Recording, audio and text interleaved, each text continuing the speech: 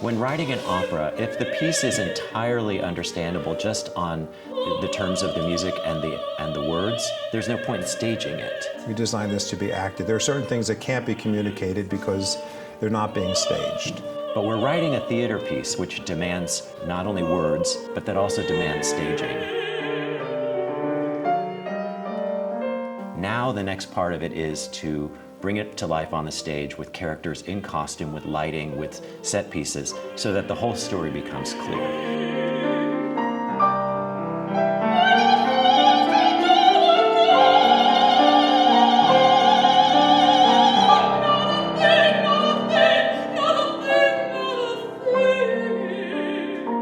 Jake asked me, he said, I've got this commission at Merola. I really think it's time for you to take a step forward, and I was wondering if you'd be interested in directing the world premiere. And I said, sure.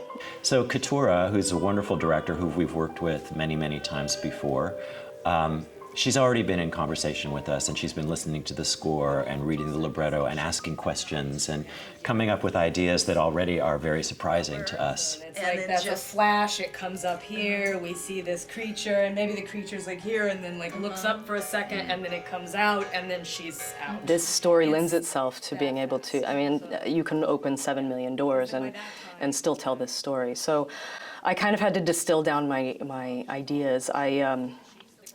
I bought a book called The History of the Devil. What was interesting is that I started to see a pattern emerge of how we all talk about that side of our spiritual life.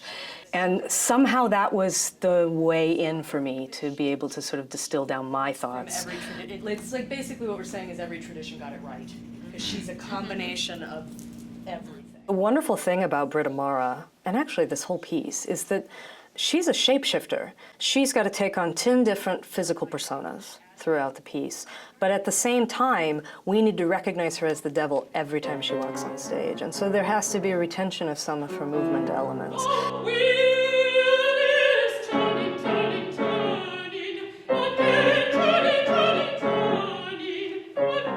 What would be her look?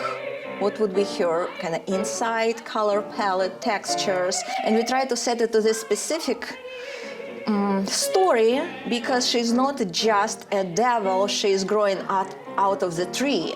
So she should have some features, or at least textures, of the tree creature as well. She's got a reptilian quality to her, but she's also got a sort of tree goddess quality to her.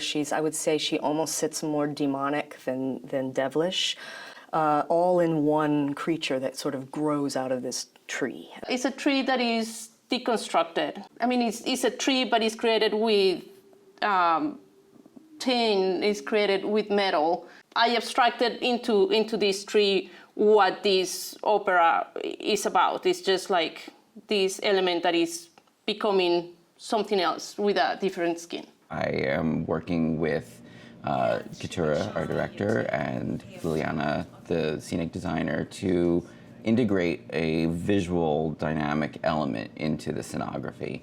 In our greatest hope, the set and projections work together in a way that you may not be able to tell which is which at times. Enhancing the storytelling by creating image and dynamic light, whether that be representational or abstract.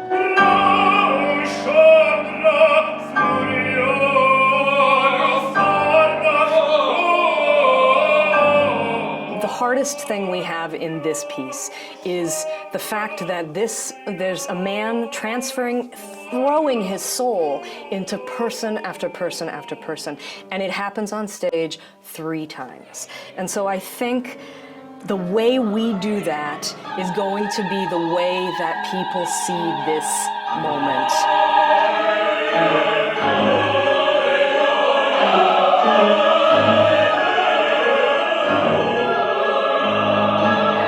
It definitely is the moment where I think if we do it right, the audience will all get thrown back in their chairs.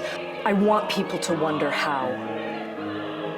we made it as real as we made it, and that scares the hell out of me. But at the same time, that's the challenge that makes me really excited.